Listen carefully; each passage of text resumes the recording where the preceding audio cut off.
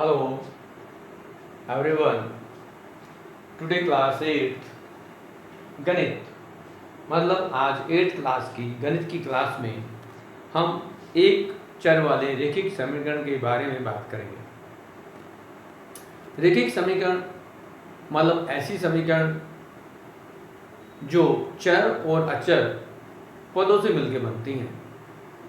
हम उनको अलग अलग तरह से लिख सकते हैं। हम यदि चर की बात करेंगे तो चर मतलब होता है एक ऐसा चर, एक ऐसा बीजीय व्यंजक जिसको हम x, y, a, b इस तरह से लिखते हैं, जिसको हम बीजीय व्यंजक बोलते हैं। और दूसरे होते हैं जिनको हम व्यंजक बोलते हैं, जिनमें अंक होते हैं। अब जब ये बीजीय या रेखीय व्यंजक होते हैं, रेखीय व्यंजक जैसे हम कह दें कि ये x प्लस 1 है, ये x स्क्वायर प्लस 2 है, ये रेखीय व्यंजक कहलाते हैं। अब ये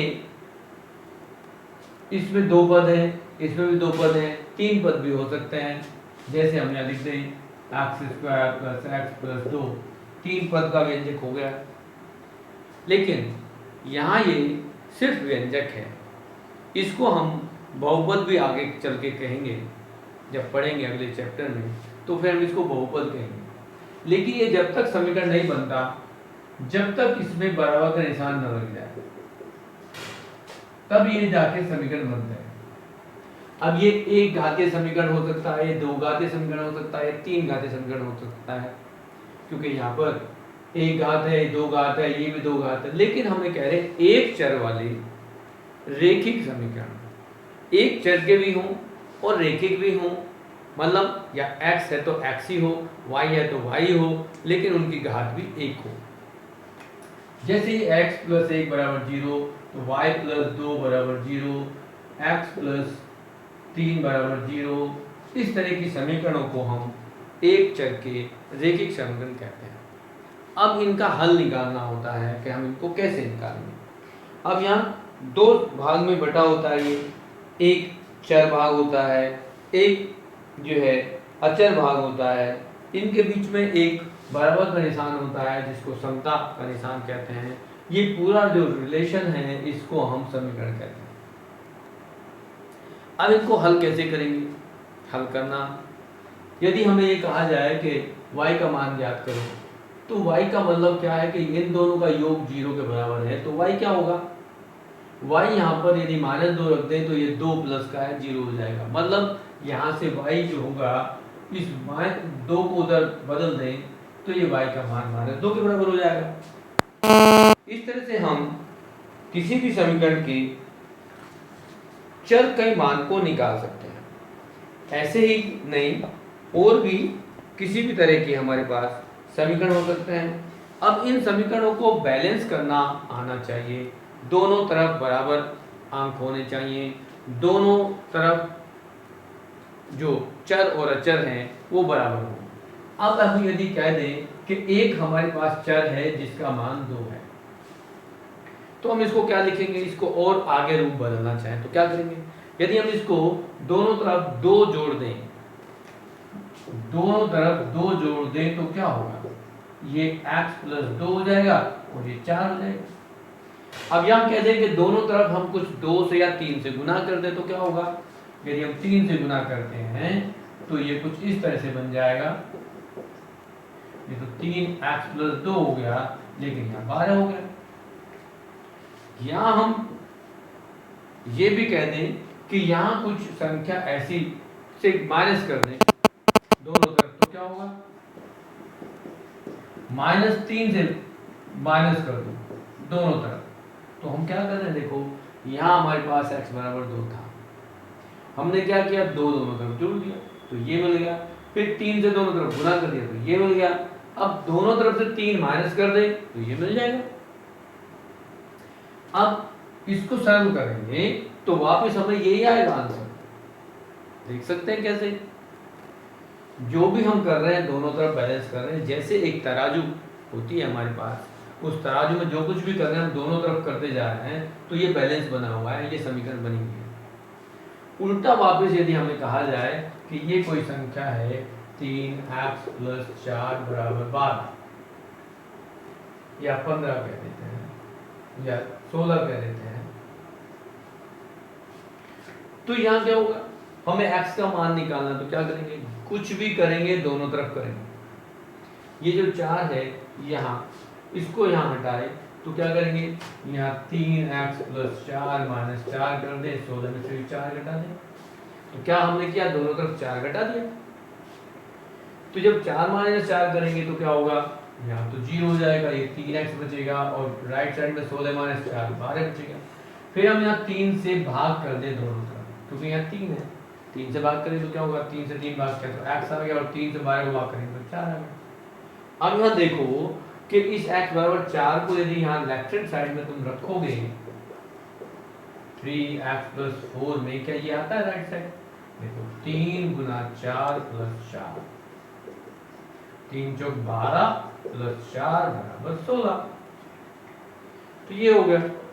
इस तरह से हमारे पास समीकरण का हल हम निकाल सकते हैं। समीकरण को कैसे किया जाएगा वो कर सकते हैं। समीकरण को हल करना, जिनके लिए हम दोनों तरफ जो कुछ भी करेंगे वो दोनों तरफ करके ही हल करते हैं, इस तरह के काम को हम समीकरणों का हल करना कहते हैं। यदि कोई क्वेश्चन है हमारे पास, एक्सरसाइज 2.1 के क्वेश्चन लें हम यदि, तो इसी तरह से हम इनको करेंगे।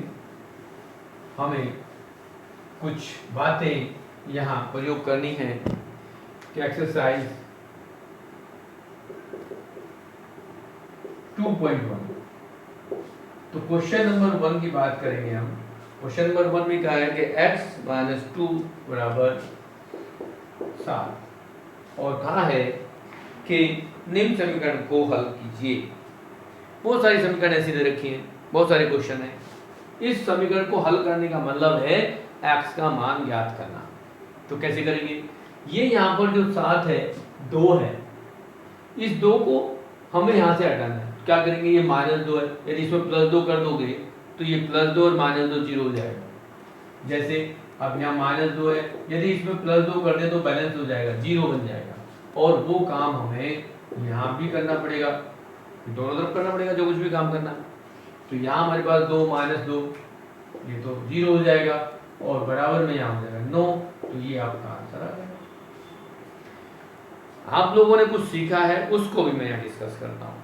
क्या आप लोगों ने सीखा है, x - 2 = 7, तो इस 2 को उधर शिफ्ट करेंगे तो -2 + 2 हो जाएगा, और ये 7 9 हो जाएगा, 7 + 2 ये 9 हो जाएगा। ऐसे भी कर सकते हो, लेकिन समीकरण को बैलेंस करते हुए, दोनों तरफ बराबर करते हुए, हमें दोनों तरफ जोड़ना, घटाना, गुना करना, भाग करना करते हैं, तभी ये समीकरण इस तरह से आती है। अभी हम एक क्वेश्चन और ले लेते हैं ऐसा ही, जिससे हमें पता चल जाए कि क्या करना है। कि यदि हमें एक क्वेश्चन दिया हुआ है, क्वेश्चन नंबर 7 है यहाँ पर ये, तो 7 क्वेश्चन में क्या है, भिन्न में है 2/2x/3 = 18। यदि हम हमारे पास ये 2x/3 है और 3 से गुना कर दें दोनों तरफ, तो इस तरह कर सकते हैं कि हमने दोनों तरफ 3 से गुना कर दिया, तो 3 ये कैंसिल हो जाएगा, यहाँ बचेगा 2x और 18 किया 54 हो जाएगा। फिर ये 2x बचा, तो 2x को 2 से भाग कर दें और 54 को भी 2 से भाग कर दें, तो 2 से 2 कैंसिल हो जाएगा, और ये कैंसिल करेंगे तो 27 हो जाएगा। इस प्रकार x = 27 हमारे पास आंसर हो जाएगा। तो इस तरह से हम इसको भी हल कर सकते हैं।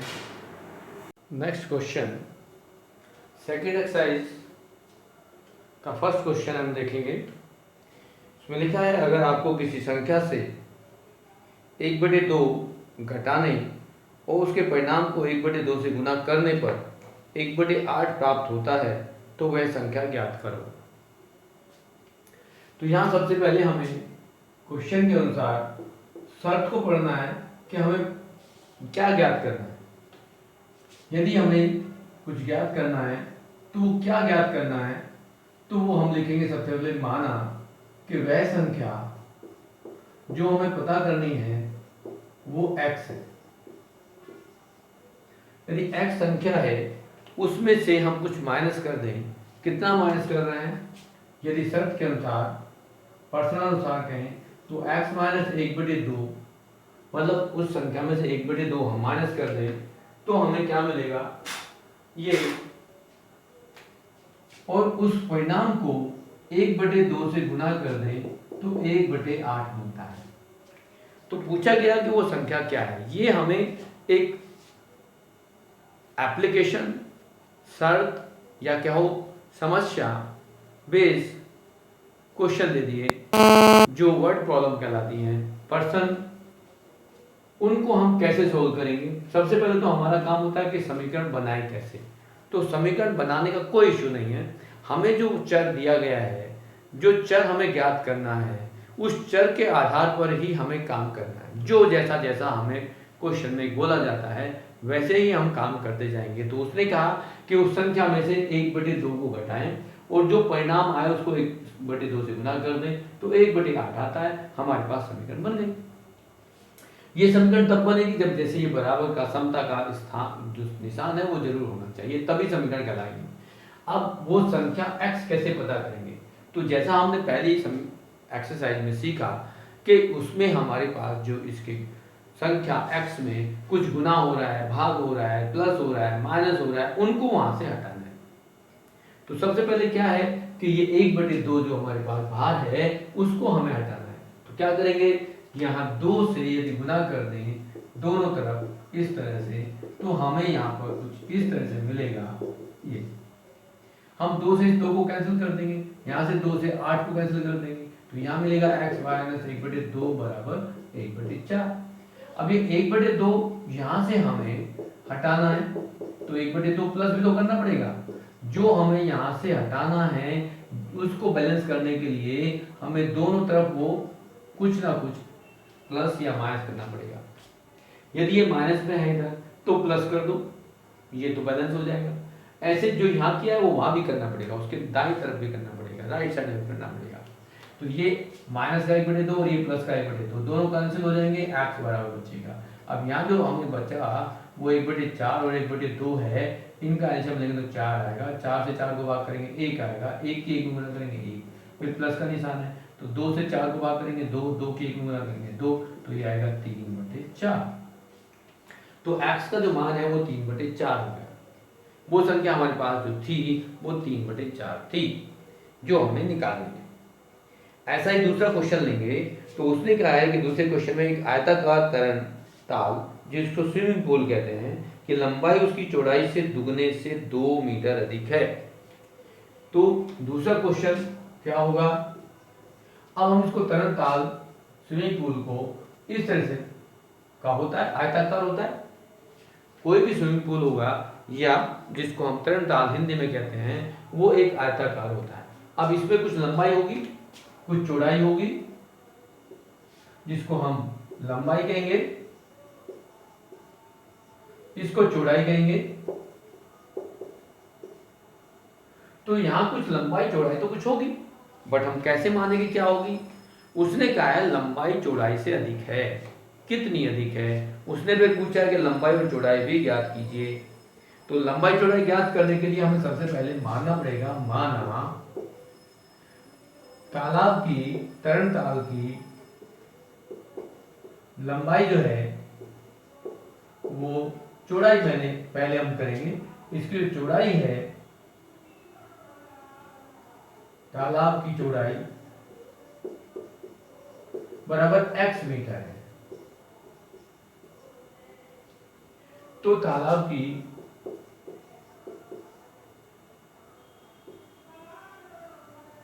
की लंबाई क्या होगी,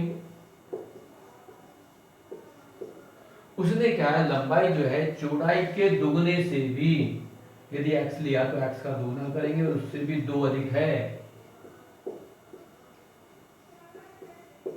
इस तरह से है।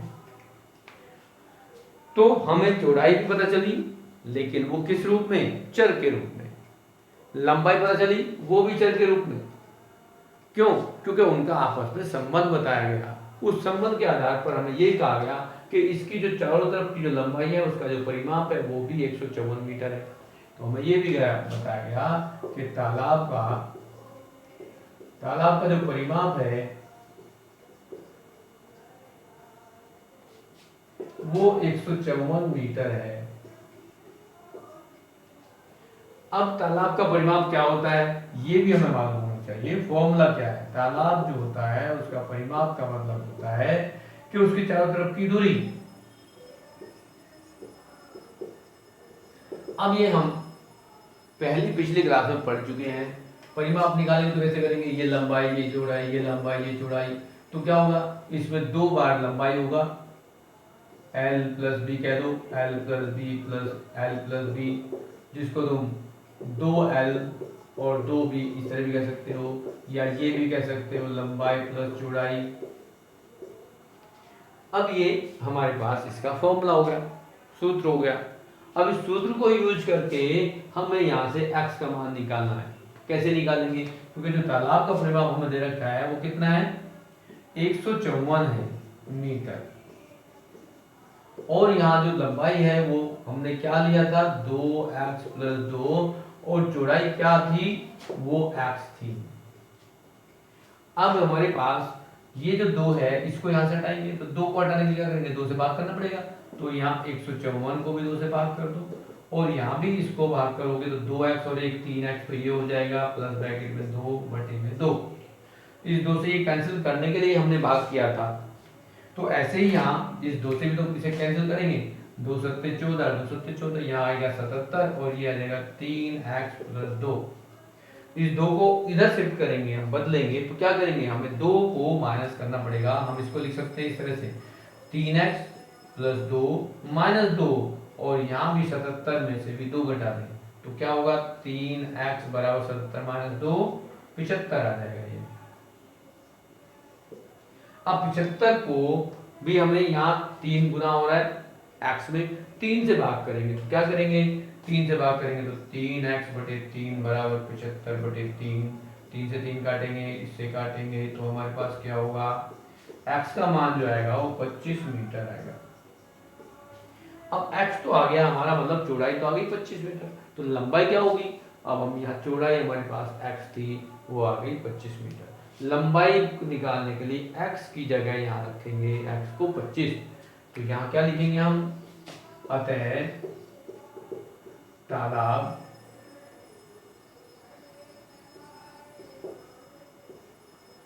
की चौड़ाई बराबर क्या होगी, यहाँ लिख देते हैं ये 25 मीटर होगी।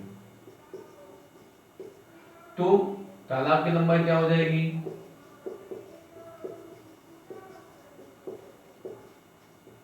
तालाब की जो लंबाई होगी हम उसको निकालेंगे 2 गुना 25, यहाँ तो हमारे पास थी 2x प्लस 2, तो लिखेंगे 2 गुना 25 प्लस 2 बराबर 25 दूनी 50 प्लस 2 बराबर 52 मीटर। ये हमारे पास इसकी लंबाई हुई और ये हुई चौड़ाई। इस तरह से हम क्वेश्चनों को हल करेंगे। और भी क्वेश्चन लेना चाहे तो दे सकते हैं, ऐसे ही सारे क्वेश्चन होंगे।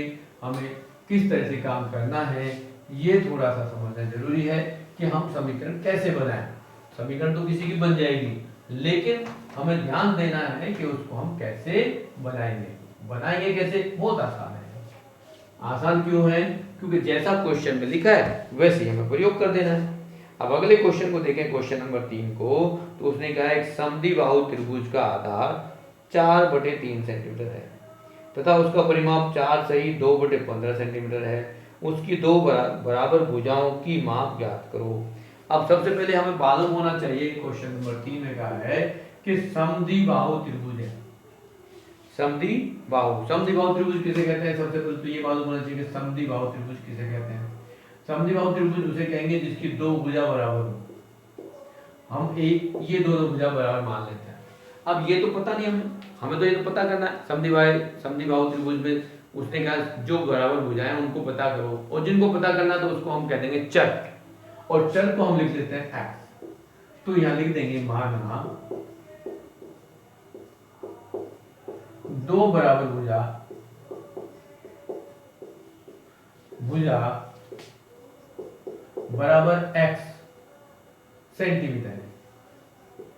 अब यदि दो भुजा x x है, ये भी x है, ये भी x है, ये हमें मालूम है, ये हमें दिया हुआ है कि ये 4/3 सेंटीमीटर है।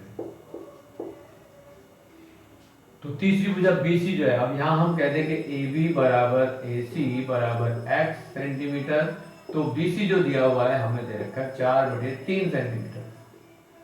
यदि हमें ये दिया है तो अब हमें एक और काम दे रखा है, क्या कि उसका जो परिमाप है वो 4 सही 2/15 है। त्रिभुज जो ABC है का परिमाप दिया हुआ है, परिमाप, अब परिमाप यदि हमें मालूम हो, वो हमें मालूम है तो क्या होगा, उसकी सारी भुजाओं का योग होता है।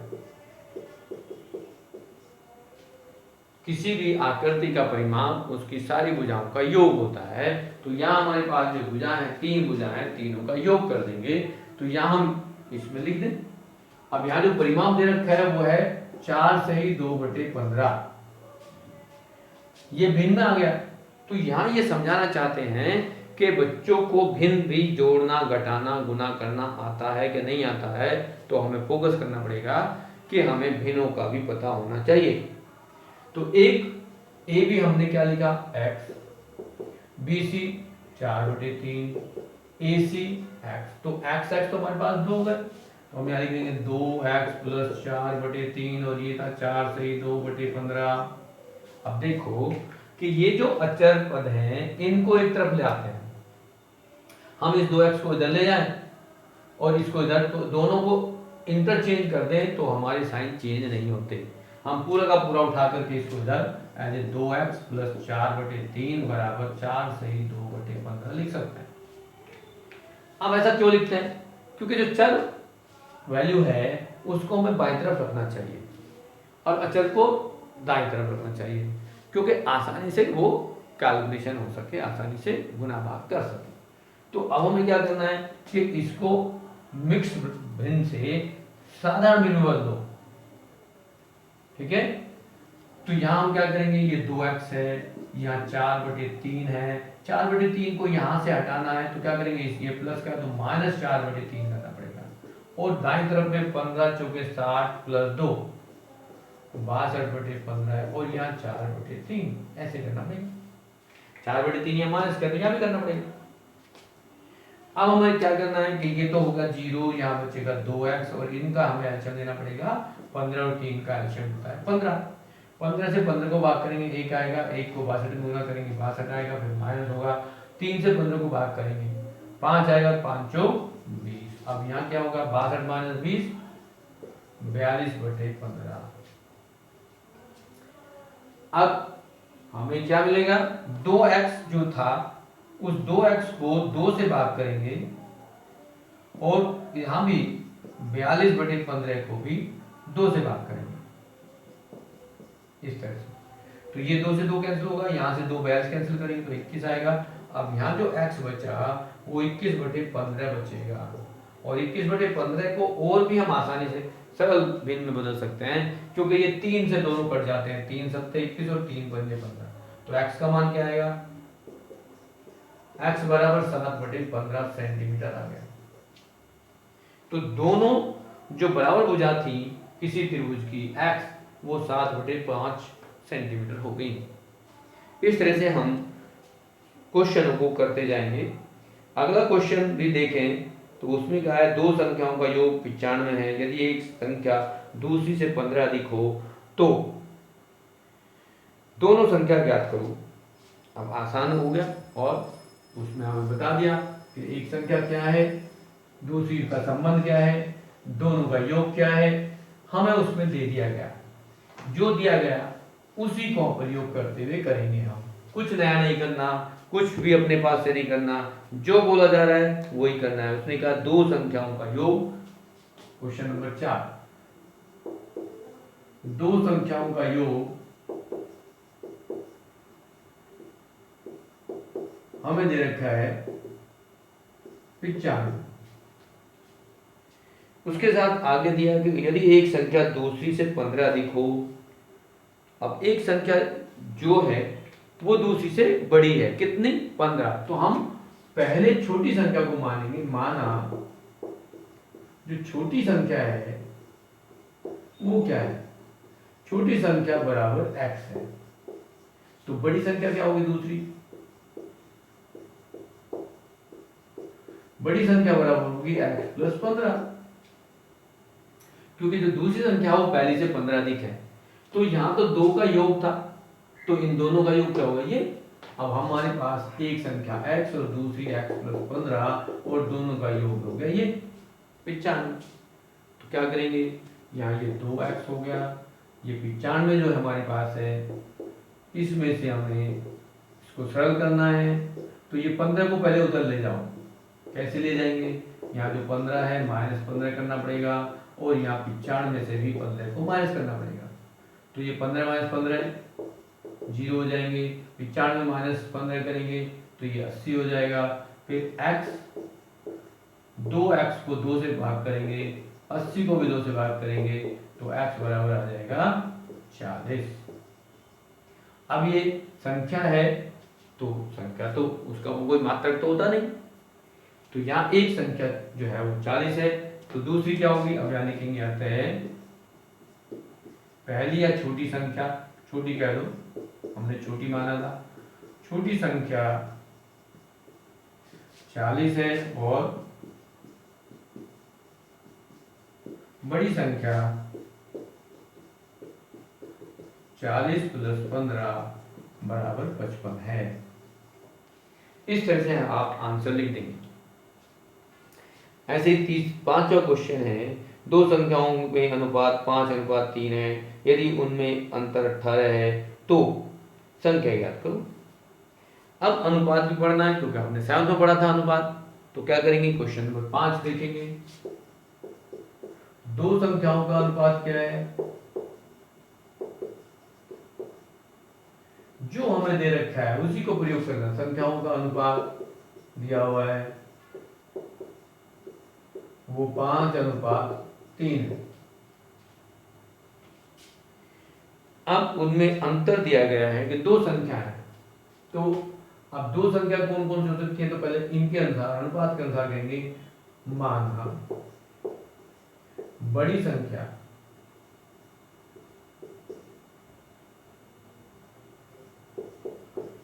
संख्या जो होगी वो 5x होगी। तो छोटी क्या हो जाएगी? छोटी छोटा अनुपात होगा, बड़ा अनुपात 5 तो छोटा 3 है, तो यहाँ 3x कर देंगे। यदि हम दूसरा कहते कि यहाँ 3x छोटी संख्या पहले लिख रहे, कोई फर्क नहीं पड़ता, बड़ी संख्या 5x होगी। तो जो बड़ा अंक है, बड़ा अनुपात है वो बड़ी होगी, छोटा अनुपात है तो छोटी होगी। अब उसमें क्या है कि इनका जो अंतर है, बड़ी संख्या में से छोटी संख्या को घटाएंगे यदि, तो उसने कह दिया वो 18 है। अब बड़ी संख्या में से छोटी को घटाएंगे जब तो अंतर आएगा। तो बड़ी माइनस छोटी करेंगे, 18 आ गया। अब 18 कैसे? यहाँ 5x है, ये 3x, तो क्या करेंगे? इनको दोनों तो एक चर पद है दोनों, तो 5 में से 3 घटाएंगे 2x आएगा और यहाँ तो 18 था, तो x क्या हो जाएगा? 2x को 2 से भाग करेंगे, 18 को भी 2 से भाग करेंगे तो ये 9 आएगा। यहाँ से x बराबर 9 आ जाएगा। तो अब ये संख्या बताएंगे कि दोनों संख्या क्या है। अतः यहाँ पे लिखेंगे बड़ी संख्या कितनी होगी? बड़ी संख्या बराबर 5 गुना 9 बराबर 45 होगी। और छोटी संख्या क्या होगी? छोटी संख्या 3 गुना 9 बराबर 27 होगी। इस तरह से हमारे पास ये दोनों संख्याएं छोटी और बड़ी हो जाएंगी। यदि हम आगे के क्वेश्चनों को भी ऐसे ही ट्राई करेंगे तो ऐसे ही आसान तरीके से हम अगले क्वेश्चनों को कर सकते हैं। तो अभी हमारे पास जो क्वेश्चंस हैं इनकी आगे कंटिन्यू करें, और यदि कोई डाउट है तो कमेंट बॉक्स में आप लिखेंगे, उनको आगे हम बताएंगे। तो आसान है, सिंपल तरीका यही है। हमने उदाहरण के तौर पे इन क्वेश्चनों को करके आपको दिखाया, ऐसे ही करते जाओगे सारे क्वेश्चन होते जाएंगे।